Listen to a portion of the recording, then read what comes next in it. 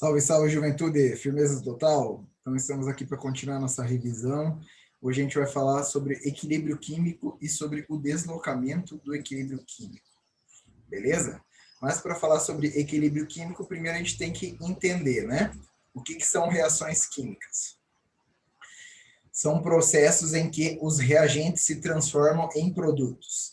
É possível regenerar os reagentes a partir da reação entre os produtos? É sim, com certeza.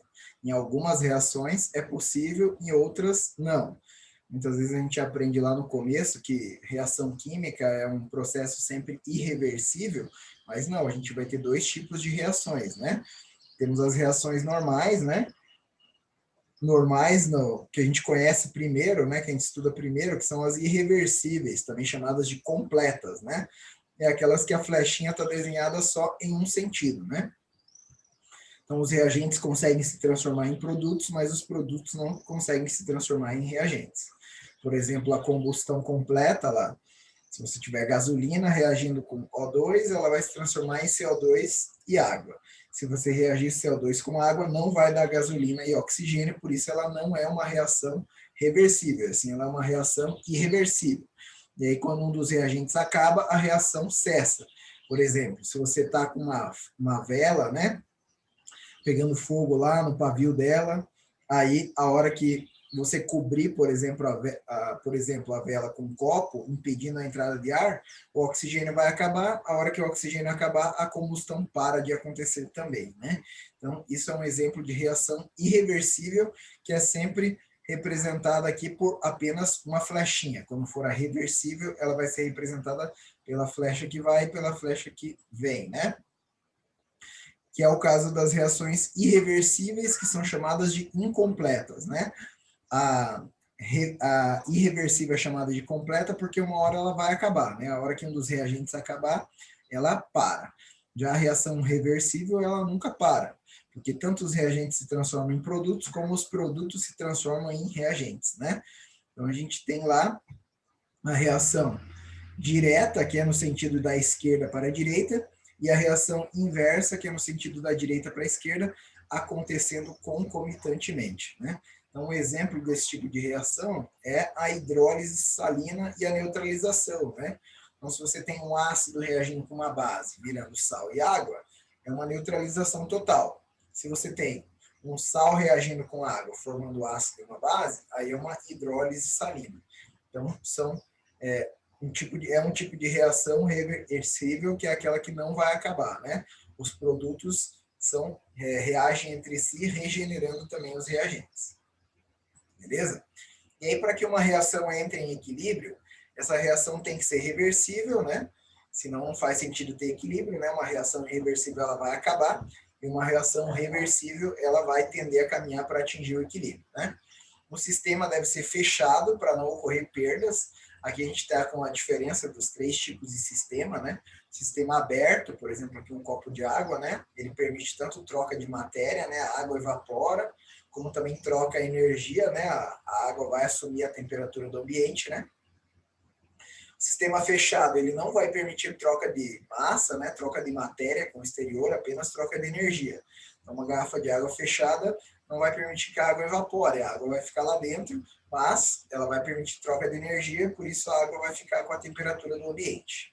E o sistema isolado, que é muito difícil de fazer, é muito difícil você impedir as trocas de calor entre as substâncias, né?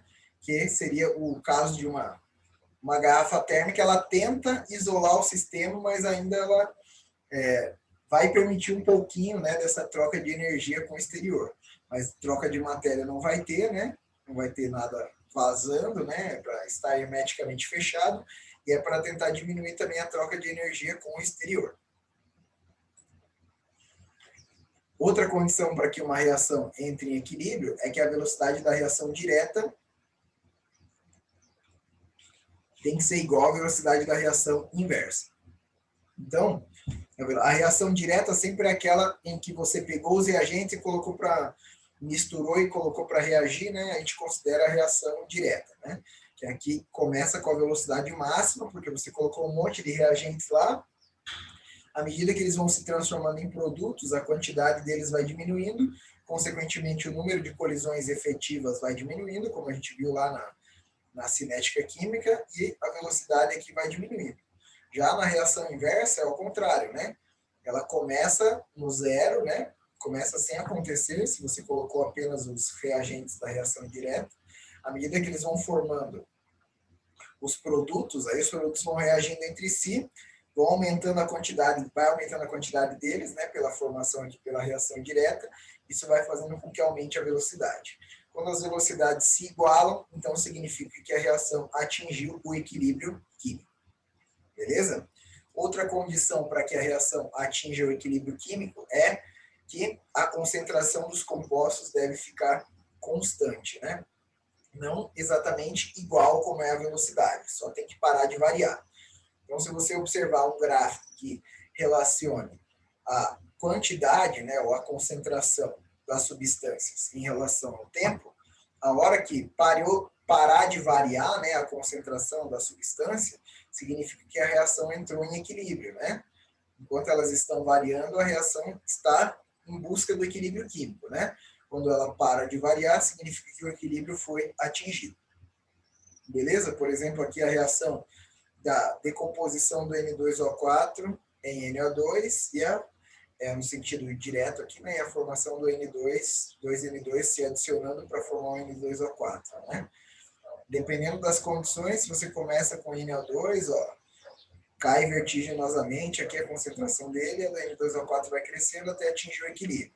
Se você começa com N2O4, já não cai tanto, mas chega uma hora que para de variar, atingir o equilíbrio. Se você começa com os dois, também, uma hora eles vão atingir esse equilíbrio, que é o que a reação reversível busca, né? A velocidade direta é igual à velocidade inversa. Beleza? E aí, quando uma reação atingir o equilíbrio, a gente vai poder calcular uma constante de equilíbrio. A constante de equilíbrio, ela vai depender apenas da temperatura, né? Então, a constante de equilíbrio, ela vai ser sempre produto sobre reagente. Beleza?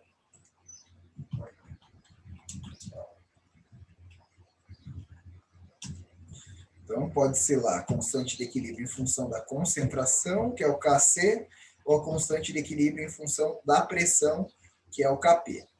Se a gente pegar, por exemplo, aqui, essa reação número 1, né? N2 mais 3H2 virando 2NH3, então seria a concentração dos produtos dividido por reagente, né? Então, Kc vai ser a concentração dos produtos dividido pela concentração dos reagentes. E isso sempre elevado a ordem, né, que seria o coeficiente do balanceamento da reação para cada um deles. Então, por exemplo, para aquela reação 1 ali, nosso único produto é o NH3. Então, ficaria lá, concentração de NH3 ao quadrado sobre concentração dos reagentes. Concentração de N2 vezes concentração de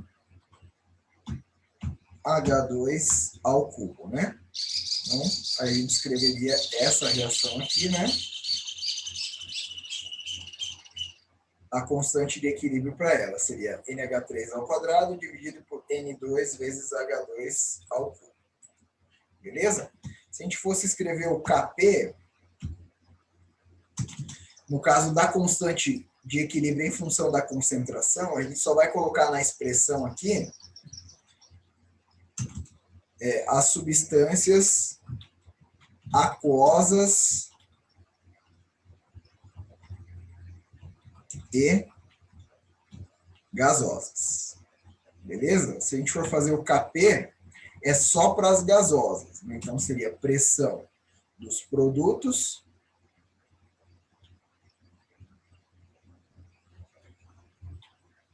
dividido pela pressão dos reagentes, elevado também ao índice deles, né? Então, para essa mesma reação, ficaria lá, Kp é igual a pressão do NH3 ao quadrado, dividido pela pressão do N2, vezes a pressão do H2 ao cubo. Beleza? Então, só ficar atento nos estados físicos, que no caso do Kp, só vão entrar na constante de equilíbrio só substâncias gasosas.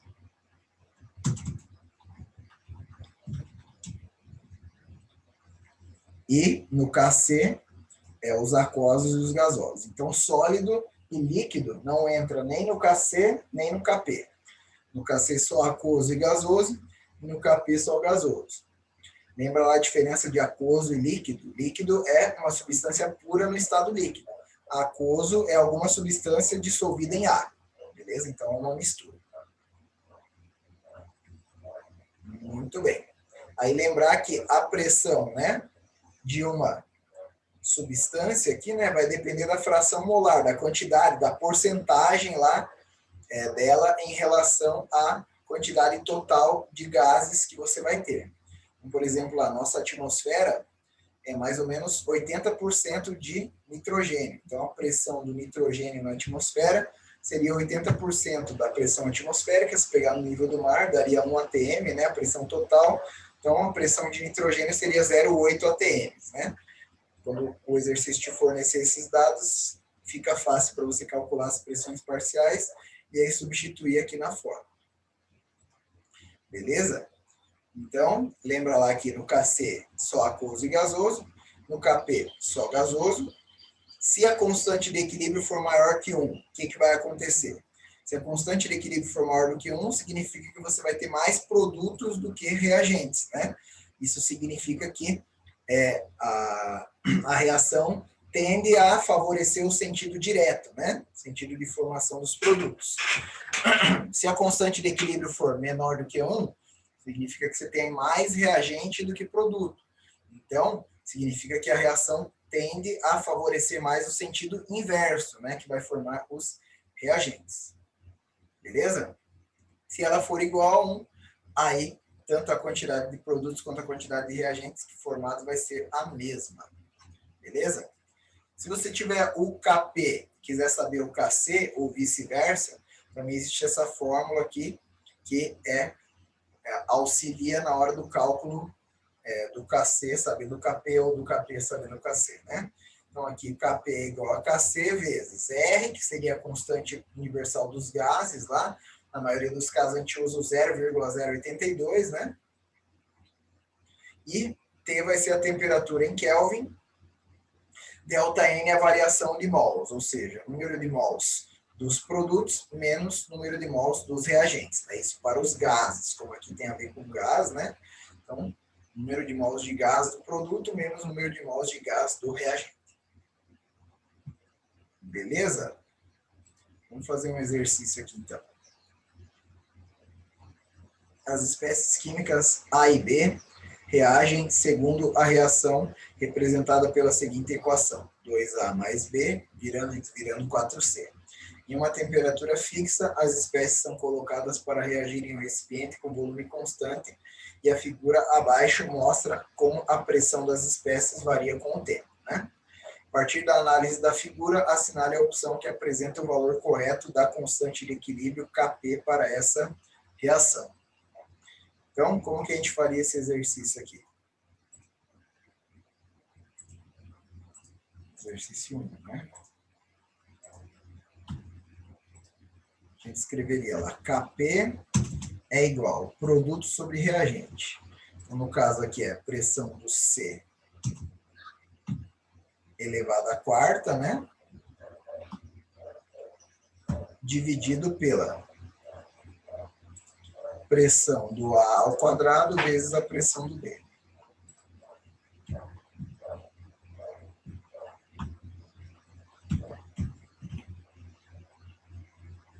Beleza? Agora é só olhar no gráfico os valores, né? Então, aqui a pressão do C no equilíbrio, onde ela parou de variar, 0,8. Então, a gente vai ficar com 0,8 à quarta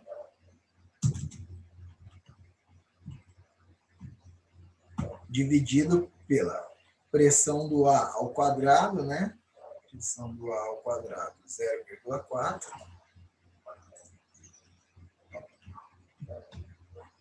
E a pressão do B, 0,1.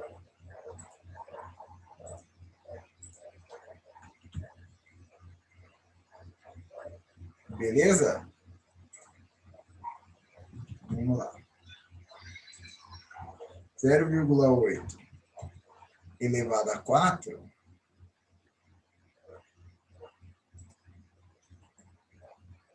0,496. 0,41, vou arredondar, né?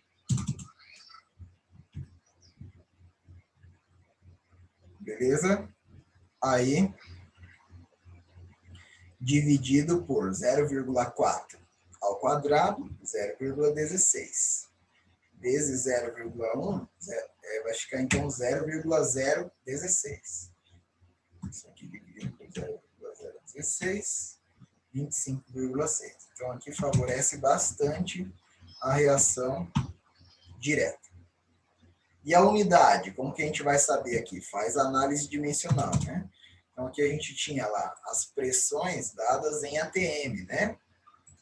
Então, a gente tinha aqui pressão do C elevado à quarta é ATM elevado à quarta, né? Dividido por ATM ao quadrado vezes ATM. Esse ATM ao quadrado vezes ATM dá ATM ao cubo, né?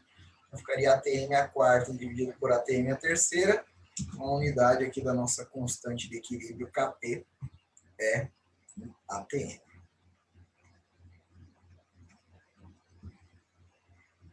Beleza? Tranquilão? Outro exercício aqui, ó.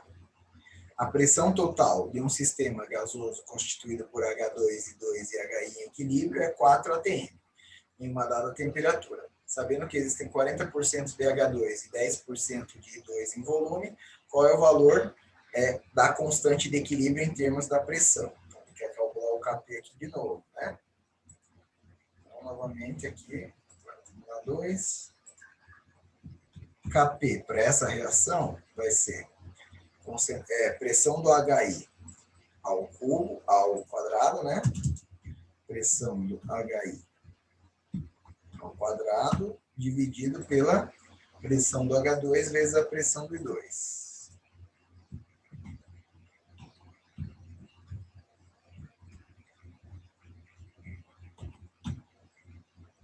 Beleza?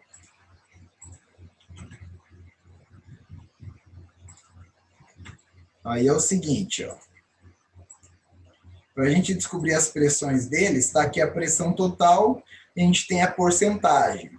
40% é do H2, 10% é do I2 e os outros 50%, então, eles vão ser do HI. Então, metade da pressão aqui é de HI, ou seja, metade de 4, 2 atm. Então, a gente vai colocar Kp é igual a 2 atm ao quadrado, dividido pela pressão de H2 é 40%, né? 40% de 4 atm é 1,6, né? 1,6. E o outro é 10% de 4 atm, 0,4. Beleza?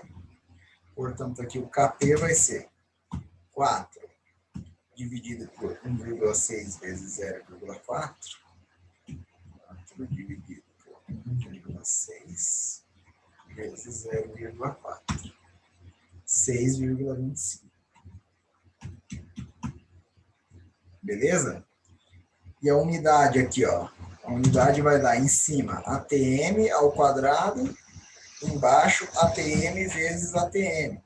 Então, ATM ao quadrado com ATM vezes ATM corta, né? Então, esse Kp aqui é adimensional. Beleza? Mais um agora de Kc aqui, daí a gente vai para frente. Pentacloreto de fósforo é um reagente muito importante em química orgânica, preparado em fase gasosa pela reação PCl3 mais Cl2, virando e desvirando PCl5. Um frasco de 3 litros contém as seguintes quantidades em equilíbrio a 200 graus Celsius. 0,120 mol de PCl5, 0,600 mol de PCl3, 0,0120 mol de Cl2. Calcule o valor da constante de equilíbrio em mol por litro a essa temperatura. Vamos lá. Aqui ele quer saber o Kc, né?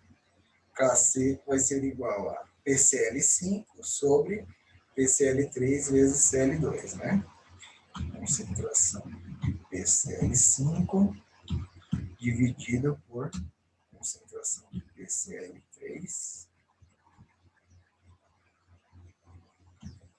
vezes Cl2. Beleza? Agora a gente tem que fazer a concentração. Concentração é em mol por litro, né? Então, a gente vai ter que dividir aqui, né? 0,12 mols em 3 litros. 0,12 dividido por 3, 0,04. Aqui vai ficar 0,04 no PCl5 para o PCl3, 0,6 dividido por 3, né? Vai dar 0,2. Dividido por 0,2 vezes 0,012 dividido por 3. Então, vai dar 0,004.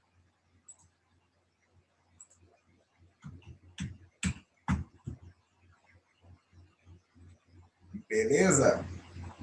Então, se a gente fizer essa conta,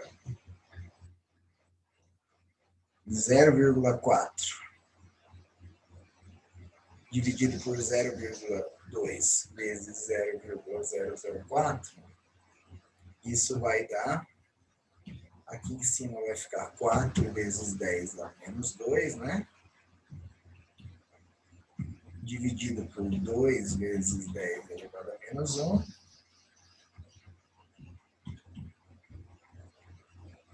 Vezes 4 vezes 10 elevado a menos 3. Beleza?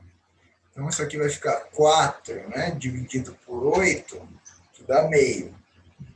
Isso é igual a meio.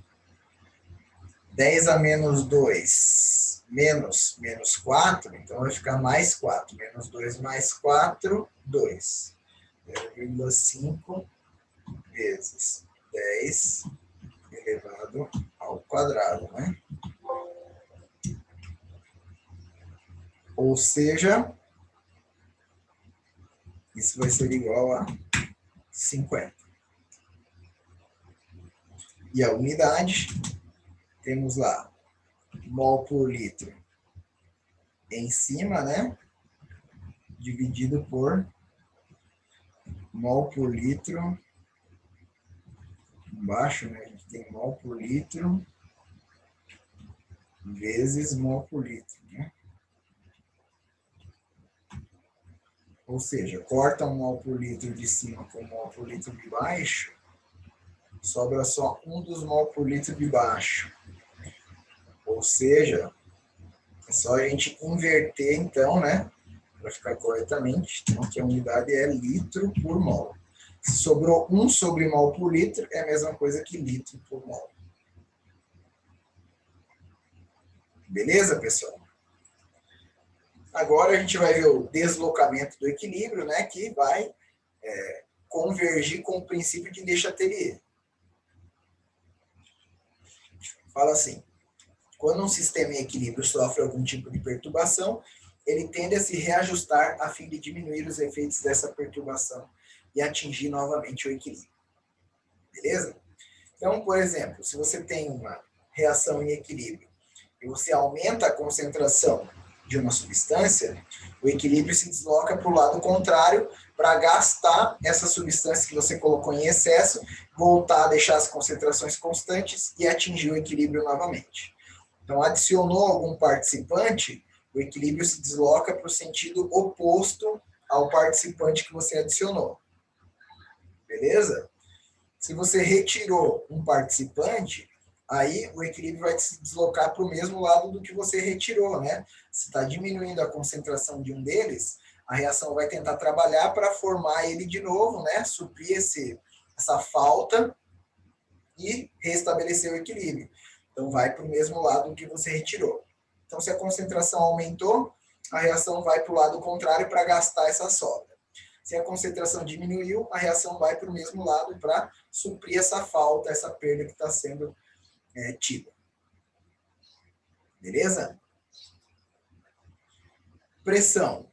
Pressão vai ser quando tiver sistemas gasosos, né? Se aumenta a pressão, vai para o lado que tem mais mols de gás, maior volume, né? E se aumenta a pressão, você vai para o lado que tem menos mols de gás, que é o lado de menor volume. Se diminui a pressão, daí você vai para o lado que tem mais mols de gás, que é o lado de maior volume. Então, por exemplo, aqui a reação de formação da amônia, né? Do lado esquerdo temos 4 mols de gás, 1 de N2 e 3 de H2. Do lado direito, 2 mols de NH3, né? 2 mols de gás. Então, se eu aumentar a pressão, eu vou deslocar o equilíbrio para a direita, para o sentido direto aqui, né? Representado pelo 1zinho. Né? E se eu diminuir a pressão, eu vou deslocar para o lado esquerdo, que é o que tem mais mols de gás. Beleza? Uma reação de baixo aqui, ó. Temos 3 mols de gás do lado esquerdo, 2 mols do lado direito. Então, de novo, aumentou a pressão, vai para o lado direito, que tem menos gás. Diminuiu a pressão, vai para o lado esquerdo, que tem mais gás. No terceiro aqui, ó, tenho 2 mols de gás no reagente e 2 mols de gás no produto. Então, nesse caso aqui, a pressão não vai influenciar no equilíbrio da reação, porque você tem a mesma quantidade de mols de gás dos dois lados das flechas. Beleza? Efeito da temperatura, né? Quando você aumentar a temperatura, vai favorecer o sentido endotérmico, diminuiu a temperatura, vai favorecer o sentido exotérmico, né? Então, no caso, é fornecido para você sempre o ΔH da reação direta.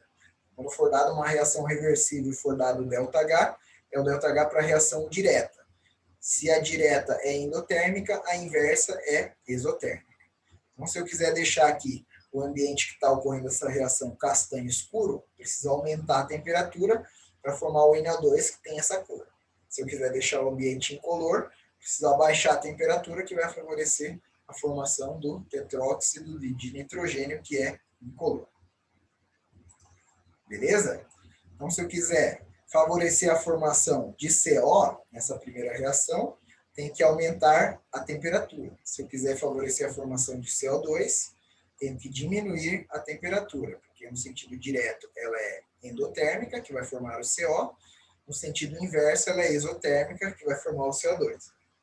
Na de baixo aqui, ó, se eu quiser formar o TiCl4, preciso abaixar a temperatura, porque no sentido direto ela é exotérmica.